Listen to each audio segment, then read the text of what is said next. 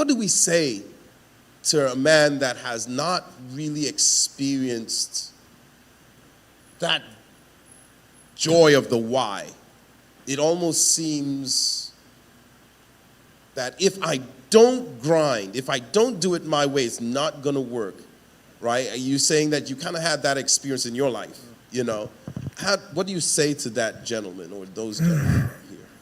I don't know if I'd have the right words, but what comes to mind as you just bringing that up is activity doesn't always mean achievement. I like that. We're called human beings, not human doings, right?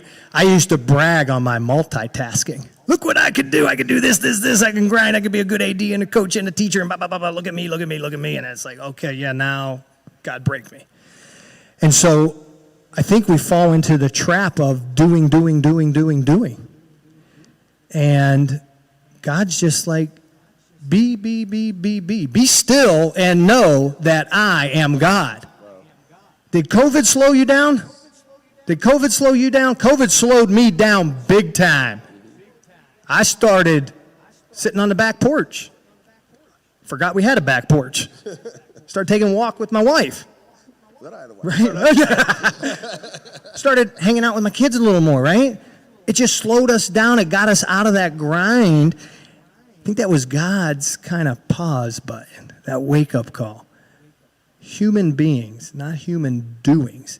And the beauty of relationship versus religion is relationship, it was God coming down to us. Religion is us trying to work our way to God. For by grace are you saved through faith, not of your works, lest any man would boast.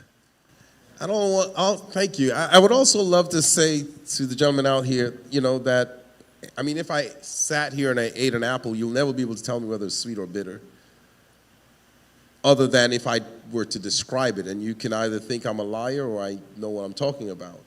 Or the other option you may have is to just take an apple and try it yourself.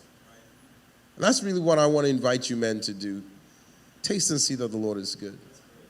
Just you, personally.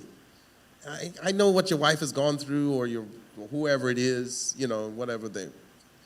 And you've been around this Christianity thing for a while. Maybe some of you, you know, some of you might have not seen so much change in her life, or you might have seen some, or whatever, you know. One thing you're not going to be able to tell God when you get to heaven, and we will, and guys, it's winding up, right? We're coming to the end. One thing you're not going to be able to tell to God is say, you know what, God, I didn't really see that change in my wife's life to really convince me to try you. Guys, we're playing with eternity here. This is not just, you know, hey, hell for 6 days and then you're out again. This is eternity. I wouldn't chance that, and I would not put that on someone else. That's bib mentality. That's saying I need her to feed me. You're a leader, which is the last part, and I promise you we're going to eat now. But that word leadership,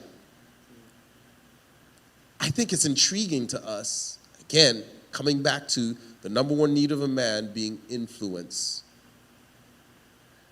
And that's why leadership, when you hear leadership, something hits you in the chest every time you hear it. It's like, yeah, you know that's what you need to be, right? I think every man in here would say that. Am I okay with that? In fact, some of you, that's why you get upset with the opposite sex, because they don't let you lead. Yeah. At least so you say, because you don't understand probably the concept of leadership. My car has a better understanding of leadership than most husbands do. If I were to go through a space, I just have to point the front, and the front goes through that space first, and the rest of the car does something amazing. It follows because the front did it first. You want your wife to submit? Lead. Submit first. You want her to serve? Lead. Submit first. You want her to care? Care first.